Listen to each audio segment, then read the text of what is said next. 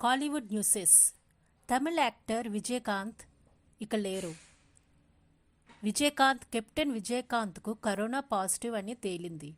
అసలే ఆయనకు ఆరోగ్యం బాగా ఉండటం లేదు. హాస్పిటల్ నుంచి ఈ మధ్య డిశ్చార్జ్ అయ్యారు. ఇలాంటి టైంలో మళ్ళీ ఆయనకు కరోనా పాజిటివ్ అని తేలడంతో అభిమానులు ఆందోళన చెందుతున్నారు.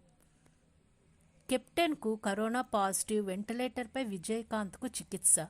ఆందోళనలో డీడీఎంకే కార్యకర్తలు. డీడీఎంకే అధినేత కెప్టెన్ విజయకాంత్కు కరోనా పాజిటివ్ అని తేలింది. దీంతో ఆయన్ను వెంటనే హాస్పిటల్లో చేర్చారు. శ్వాస తీసుకోవడంలో ఆయనకు ఇబ్బందులు ఏర్పడడంతో వెంటిలేటర్పై చికిత్స అందిస్తున్నట్లుగా పార్టీ ప్రెస్ నోట్ రిలీజ్ చేసింది. దీంతో ఆయన అభిమానులు ఆందోళన చెందుతున్నారు. గతంలోనూ విజయకాంత్కు కరోనా బారిన పడ్డారు. ఆ తర్వాత ఆయన ఆరోగ్యం మరింతగా క్షీణించింది.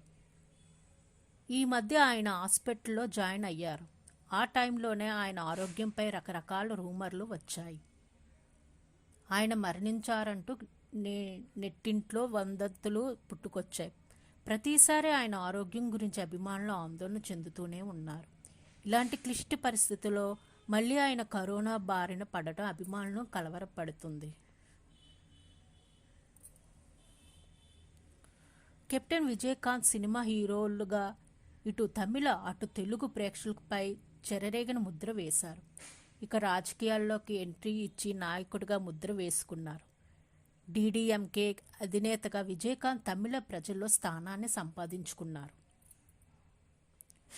గురువారం ఉదయం